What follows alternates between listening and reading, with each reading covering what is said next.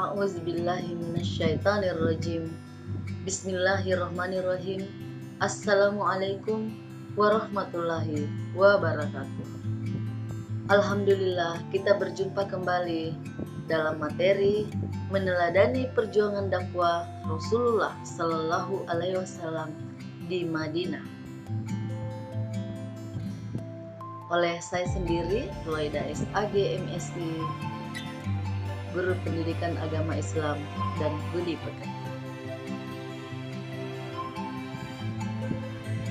Di Mekah, Rasulullah Shallallahu Alaihi Wasallam dan kaum muslimin mendapat penolakan dari kaum musyrikin Quraisy yang selalu menghalang-halangi dan mencoba menghentikan dakwah Rasulullah.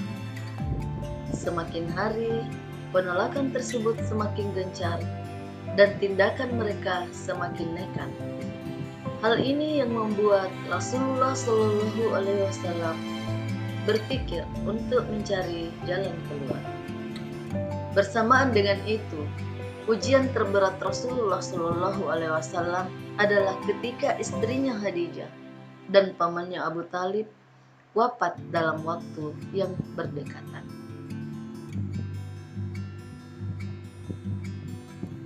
Dalam situasi tersebut, Nabi Muhammad SAW mengalami peristiwa Isra dan Mi'raj. Peristiwa Isra dan Mi'raj ini adalah diperjalankannya Nabi dari Masjidil Haram ke Masjidil Aqsa untuk naik ke langit 7 susun atau istiwa, bahkan melampaui lagi, di mana Rasulullah diperjalankan untuk menjemput sholat lima.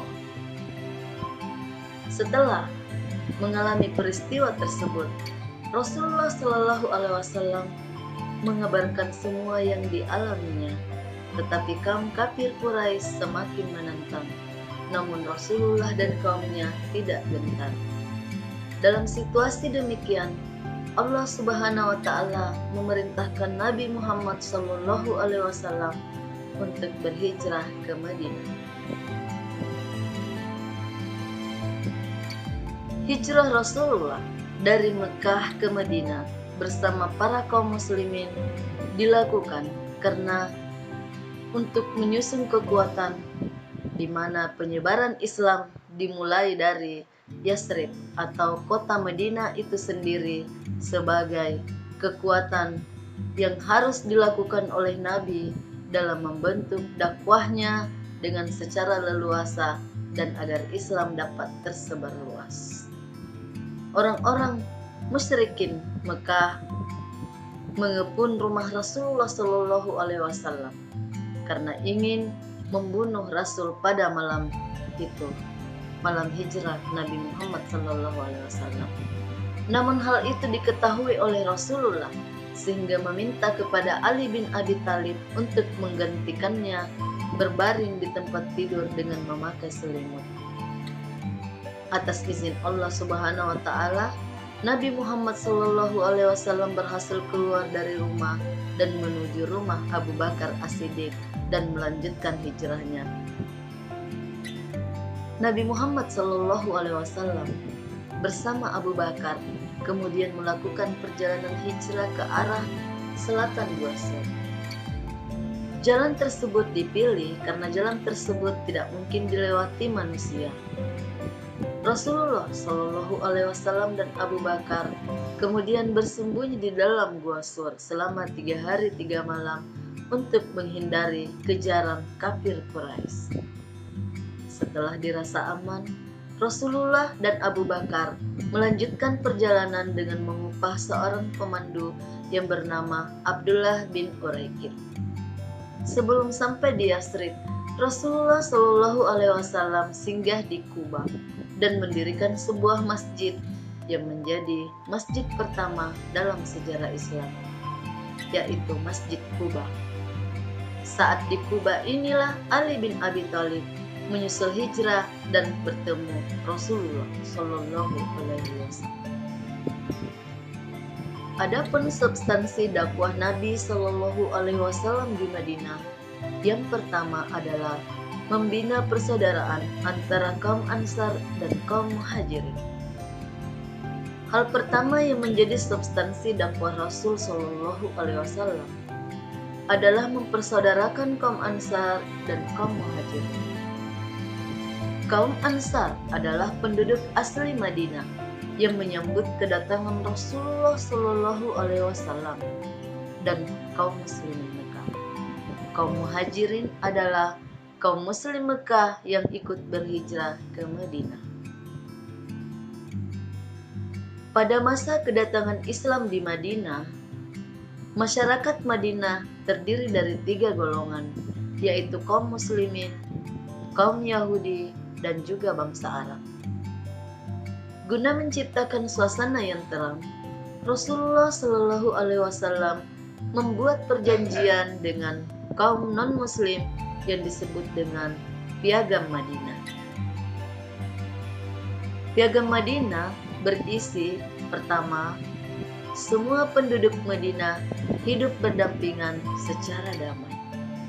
Kedua, kebebasan memeluk dan menjalankan agamanya masing-masing. Yang ketiga, tolong-menolong dalam melakukan perlawanan jika ada yang memerangi. Yang keempat, antara kaum Yahudi dan kaum Muslimin wajib saling menasehati dan tolong-menolong dalam kebajikan. Yang kelima, tanggung jawab belanja dipikul masing-masing kaum. Yang keenam, wajib menjaga kota Madinah sebagai kota suci. Yang ketujuh, jika terjadi perselisihan antara kaum Yahudi dan kaum Muslimin yang dikhawatirkan akan terjadi hal-hal yang tidak diinginkan, urusan itu hendaklah diserahkan kepada Allah Subhanahu wa Ta'ala dan juga Rasul-Nya. Dan yang terakhir, siapapun yang tinggal di kota Madinah wajib dilindungi keamanan dirinya kecuali orang zalim dan bersalah. Itulah isi Piagam Madinah. Selanjutnya, substansi dakwah Nabi Muhammad SAW di Madinah yang kedua adalah membentuk masyarakat yang berlandaskan ajaran Islam. Dalam mewujudkan substansi tersebut, Rasulullah melakukan beberapa hal sebagai berikut. Yang pertama, kebebasan beragama. Dan yang kedua, azan, sholat, zakat, dan puasa. Rasulullah mengajarkan tata cara beribadah kepada Allah Subhanahu wa Ta'ala. Saat waktu sholat tiba, kaum muslimin berkumpul tanpa adanya panggilan. Kemudian Rasulullah Shallallahu Alaihi Wasallam berinisiatif memerintahkan Abdullah bin Sa'id bin Salabah untuk membacakan lafal azan kepada Bilal. Kemudian Bilal mentirukan lafal yang telah diajarkan tersebut ketika tiba waktu sholat dengan naik ke atas rumah seorang perempuan Bani Najjar. Mungkin ini adalah berada di atas ketinggian. Maka masyarakat Madinah juga diajarkan berpuasa pada bulan Ramadan dan juga diperintahkan untuk memungut zakat. Piagam Madinah yang telah disepakati juga berisi jaminan hak dan kewajiban setiap penduduk Madinah. Piagam Madinah tersebut mengandung beberapa prinsip, yaitu persatuan dan persaudaraan, persamaan, tolong-menolong, keadilan, musyawarah, amar ma'ruf nahi munkar, dan tanggung jawab serta prinsip ketakwaan.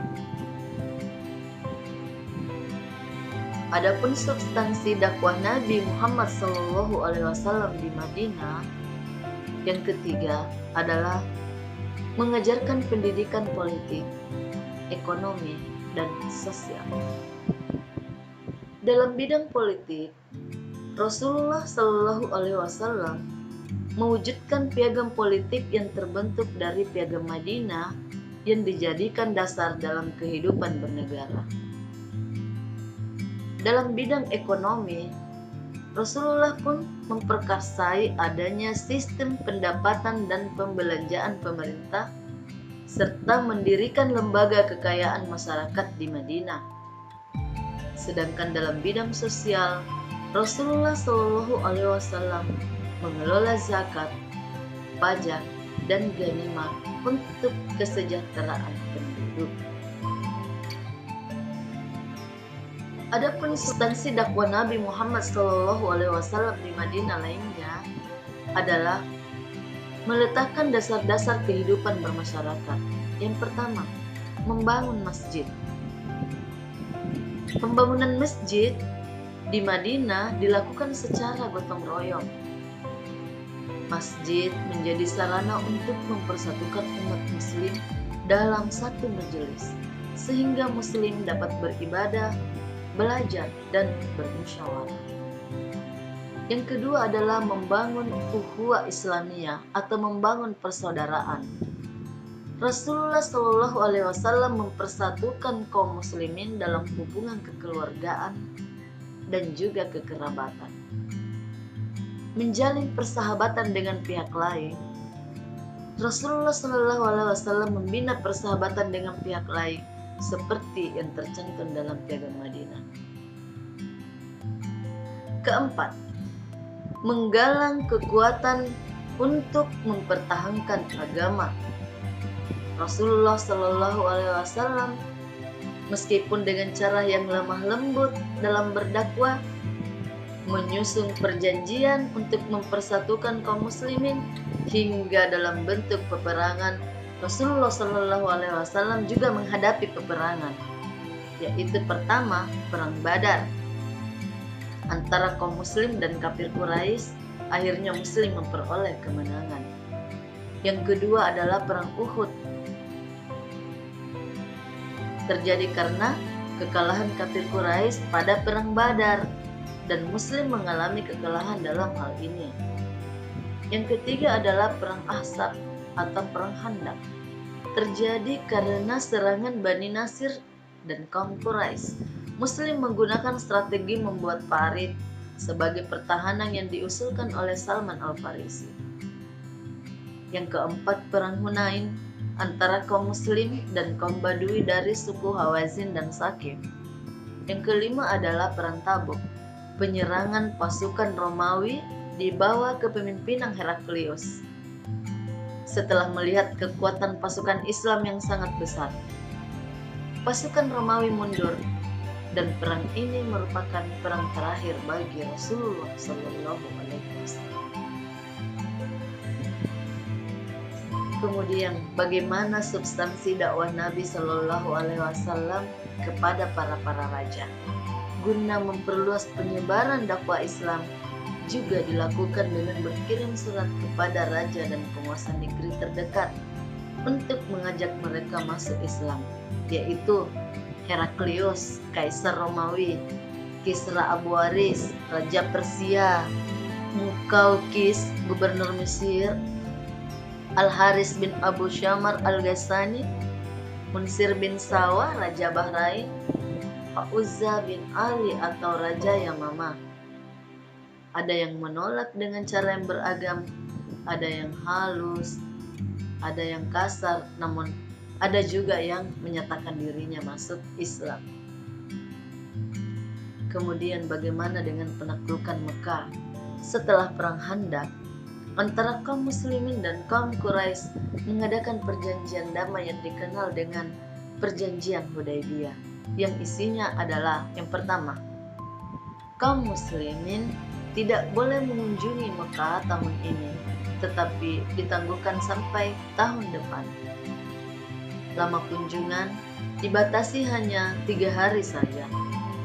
Kaum muslimin wajib mengembalikan orang-orang Mekah yang melarikan diri ke Madinah. Sedang sebaliknya, pihak Quraisy tidak harus menolak orang-orang Madinah kembali ke Mekah. Selama 10 tahun diadakan gencatan senjata antara masyarakat Madinah dan Mekah. Tapi kabilah yang ingin masuk ke dalam persekutuan kaum Quraisy atau kaum muslimin bebas melakukannya tanpa mendapat rintangan. Perjanjian Hudaybiyah ini menjadi kemenangan diplomatik bagi kaum muslimin. Selama perjalanan ini berlangsung, dakwah Islam dapat menjangkau seluruh jazirah Arab, membuat kafir Quraisy terdesak dan melanggar perjanjian tersebut. Mengetahui hal itu, Rasulullah Shallallahu Alaihi Wasallam mengambil tindakan untuk menaklukkan kota Mekah. Kaum muslimin dibagi menjadi 4 bagian dalam memasuki kota dari arah yang berbeda-beda, sehingga pasukan muslimin dapat memasuki kota dengan mudah. Semua patung-patung dan berhala dihancurkan. Setelah peristiwa tersebut, Rasulullah Shallallahu Alaihi Wasallam berkhutbah, menjanjikan ampunan Allah Subhanahu wa Ta'ala bagi kaum kafir Quraisy yang memeluk Islam. Mendengar khutbah tersebut, banyak kaum kafir yang berbondong-bondong masuk Islam. Sekian dan terima kasih materi tentang meneladani perjuangan dakwah Rasulullah SAW di Madinah. Semoga apa yang kita pelajari pada hari ini mendapat berkah dari Allah Subhanahu wa Ta'ala, dan tetap kita memacu diri bagaimana kita meningkatkan kualitas hidup. Dalam arti kata, kalau saja Rasulullah Shallallahu Alaihi Wasallam melakukan hijrah dari Mekah ke Madinah, maka marilah kita melakukan hijrah dengan meninggalkan segala perbuatan-perbuatan salah menuju pada nilai-nilai kebaikan. Insya Allah. Wassalamualaikum warahmatullahi wabarakatuh.